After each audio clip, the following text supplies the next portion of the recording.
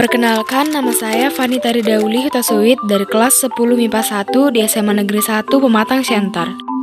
Saya akan menjelaskan sedikit mengenai daur biogeokimia. Daur biogeokimia atau daur organik anorganik adalah siklus unsur atau senyawa kimia yang berasal dari komponen abiotik menuju ke komponen biotik dan kembali lagi ke komponen abiotik. Medium penyaluran terdiri dari organisme yang dibantu oleh reaksi-reaksi kimia dalam lingkungan abiotik. Adapun jenis daur biogeokimia yaitu yang pertama daur fosfor, kedua daur air, ketiga daur belerang, keempat daur karbon, kelima daur oksigen, dan yang keenam yaitu daur nitrogen. Adapun fungsi dari daur biogeokimia ini yaitu untuk menjaga kelangsungan hidup di bumi, sebab materi hasil dari daur biogeokimia ini dapat digunakan oleh semua komponen yang ada di bumi, baik biotik maupun abiotik. Namun, saya akan menjelaskan salah satu dari jenis daur biogeokimia tersebut, yaitu daur nitrogen. Nitrogen adalah zat komponen penyusun utama atmosfer bumi. Udara terdiri atas 78% volume nitrogen atau N2. Nitrogen adalah gas yang tidak berwarna, tidak berbau, dan tidak memiliki rasa. Nitrogen dalam deret kimia termasuk ke dalam nonmetals, termasuk golongan 5A periode 2. Lalu, apa sebenarnya manfaat nitrogen dalam kehidupan? Ternyata, banyak manfaat nitrogen yang digunakan dalam kehidupan sehari-hari bagi manusia, hewan, maupun tumbuhan. Siklus nitrogen akan terus berlangsung di permukaan bumi melalui berbagai organisme atau makhluk hidup, sehingga nitrogen akan tetap ada sepanjang kehidupan di bumi. Bagi tumbuhan, senyawa nitrogen yang masuk ke dalam bentuk amonia atau senyawa kimia yang bermanfaat untuk menyerap protein dari unsur hara. Hal ini berguna untuk keberlangsungan hidup berbagai tanaman. Dan pada hewan, senyawa nitrogen dibutuhkan untuk mengolah dan mensintesis protein berbagai makanan yang masuk ke dalam tubuh. Lalu hewan akan kembali menghasilkan kotoran yang kaya akan nitrogen.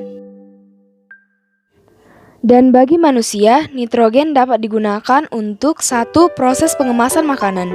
Dalam hal ini, senyawa nitrogen akan menghilangkan kadar oksigen di dalam kemasan agar makanan di dalamnya tetap terjaga dan tahan lama. Yang kedua, perlengkapan alat transportasi. Senyawa nitrogen berguna memompa ban mobil hingga pesawat. 3. Mengawetkan spesimen. Manfaat nitrogen selanjutnya yakni sebagai salah satu bahan pengawet untuk menyimpan telur, sel sperma, darah, dan spesimen makhluk lain, biasanya dalam bentuk gas. Keempat, bahan elektronik. Nitrogen berfungsi untuk menghambat perpindahan panas yang terlalu berlebih akibat penggunaan tinggi. Nitrogen juga digunakan dalam alat pendeteksi X-ray dan lainnya. Kelima, membantu proses tambang. Karena nitrogen mampu menghalau oksigen sebagai penyebab kebakaran atau pemanasan suhu. Selanjutnya ada siklus nitrogen.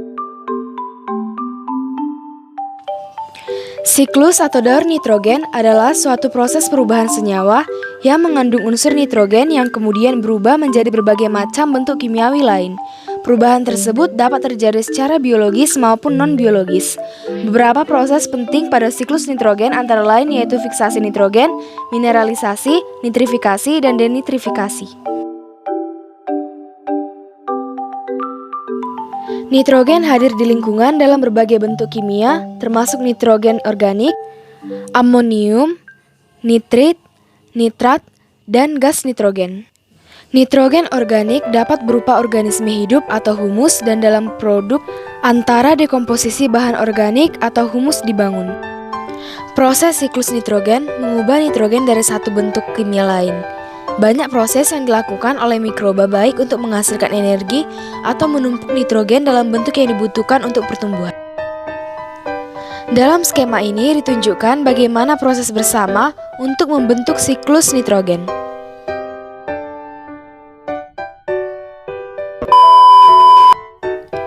Daur nitrogen terdiri dari 3 tahapan utama, yaitu perubahan gas nitrogen menjadi amonia, perubahan amonia menjadi nitrat, dan perubahan nitrat kembali menjadi nitrogen.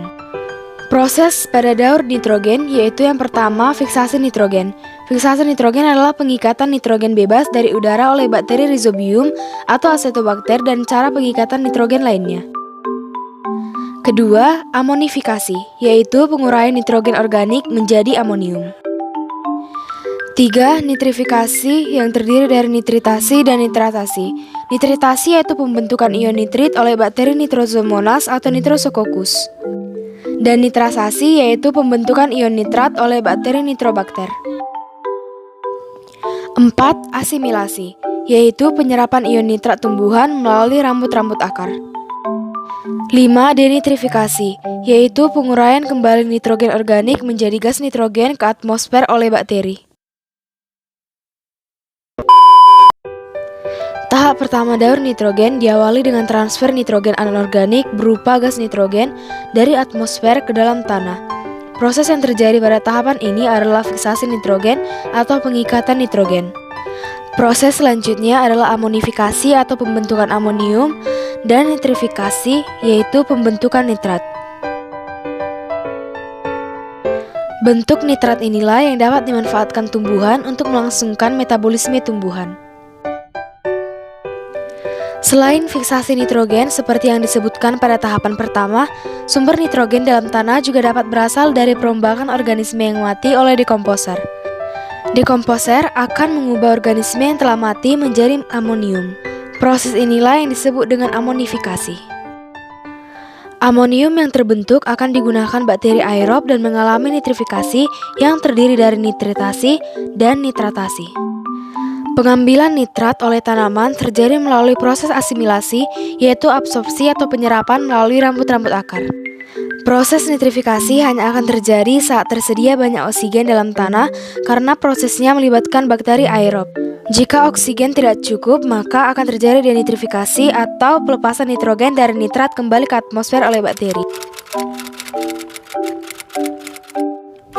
Demikian penjabaran mengenai siklus atau daur nitrogen yang dapat saya terangkan. Semoga kita semua dapat mengerti pentingnya nitrogen dalam kehidupan.